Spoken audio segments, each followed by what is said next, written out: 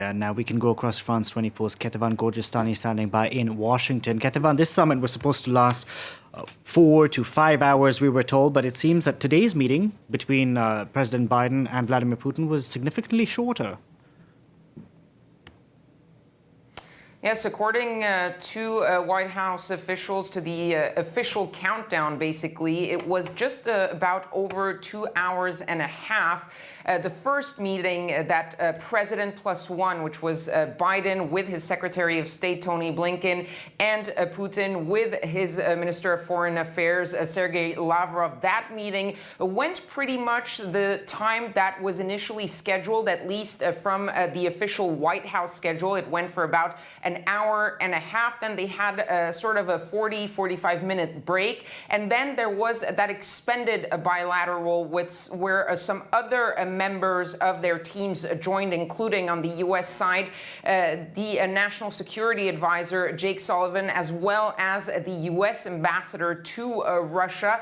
That expanded bilateral meeting was expected to go on for at least an hour and a half, and there was a plan for a continued expanded bilateral for some breakout sessions, and that meeting actually lasted barely over an hour, 65 minutes officially, and so it was much shorter than expected. Everyone had said 4 to 5 hours, possibly even longer, but that meeting between the two presidents really did end up to be much shorter. The question, of course, is, does shorter mean good meeting or a bad meeting? That is really what you have as a question, which is what to read into the fact that this meeting was shorter than expected. I think everyone will be looking out for body language, because we did see that when Joe Biden went back into his car, when he left the villa where the talks were held, he did have his thumbs up. Now, I wanted to ask you about human rights, because it seems that this is one point that the U.S. president did bring up in his talks with Vladimir Putin. Yes, Vladimir Putin did admit that Joe Biden had brought up that matter of human rights. Of course, we are expecting Joe Biden to speak more openly about that, to talk about exactly what he said to the Russian president. Vladimir Putin, of course, did not mention by name the Russian opposition leader, Alexei Navalny, but he did say that that was a discussion that they had, and of course, as has been the tactic for the Russian president throughout the years, he quickly turned that around to what about the U.S.? What about human rights violations by the U.S.? But the fact that he did admit that this discussion took place was in itself pretty significant, coming from the Russian president, even though he didn't delve into what exactly Joe Biden told him. He was asked whether he had committed to the U.S. president that he would stop cracking down on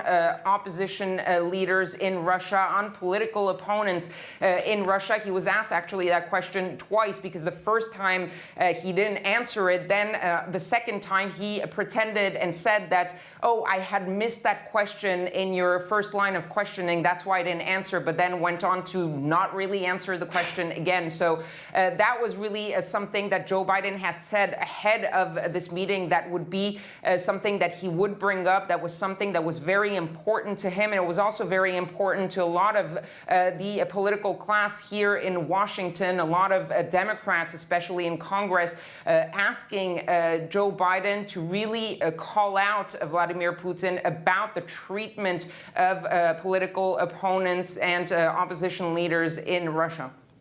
Now, Vladimir Putin did, in fact, mention a red line. Take a listen to what he had to say. We understand what our American partners are talking about, and they understand what we are talking about when we say this is a red line. But I'll give it to you point blank. We haven't went so far as to define the specifics.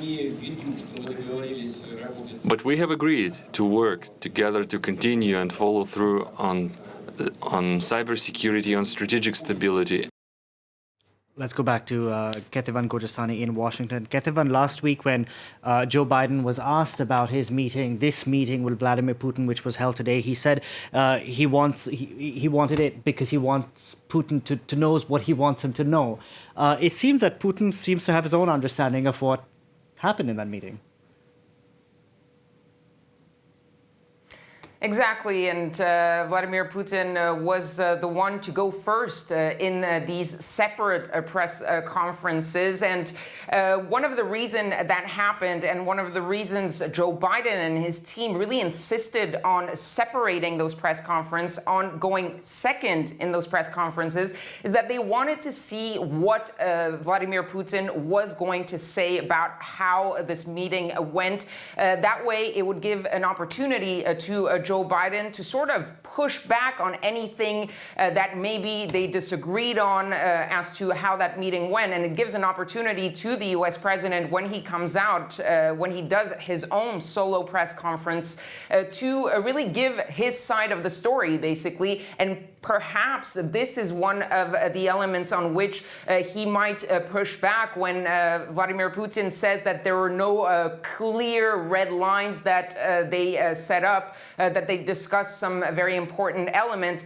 Maybe Joe Biden will say something different and say that he did actually give Vladimir Putin some red lines, because that has been the message of Joe Biden ever since pretty much he took office. He said that he would make it very clear to the Russians, especially to the Russian president, what those red lines were for the United States, that yes, he was willing to negotiate, to work with the Russian president, but he was also willing to set the record straight and to tell the Russian president what were those type of lines, what were these sort of attacks, aggressions that the U.S. would no longer tolerate coming from the Russians. So it's going to be interesting to see how Joe Biden frames that part of the meeting. You know, because speaking of cyber attacks, this was one of the thorniest issues going into this summit today, because in recent weeks we have seen U.S. companies come under attack from Russia. This is something that Vladimir Putin says isn't the case,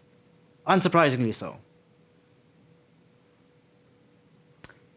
Yes, and there are two elements to this cybersecurity topic as a whole, because you had, of course, in the United States, this solar wind hack. That was an attack that U.S. intelligence said was committed by Russia as a state, that was ordered by Russian intelligence, and that solar winds hack led to some sanctions from the U.S. administration. Then you have some of the other cyber attacks, for example, the one that shut down the Colonial Pipeline. That, according to the U.S., came from Russia, but it is unclear who in Russia exactly. The idea is that it would probably be Russian cyber criminals based in Russia, but not necessarily coming from the state ordered by the Russian president. So the cybersecurity has really two arms about it. And for Vladimir Putin, of course, the fact that he said that they agreed to discuss further this question of cybersecurity, that shows that he does understand that there is an issue about Russian cyber criminals who are acting without his knowledge, maybe without his orders, and that create a problem with the United States. And so that's something that he might be willing to work on with the Americans. However, as you said, he has rejected any idea that the Russian state itself is responsible or ordered these attacks on the Americans. And of course, turning it around, saying, what about the United States? You are far higher up on the list of cyber criminals than we are. Indeed. Kethevane, thank you very much for the update. Kethevane Gorjestani reporting there.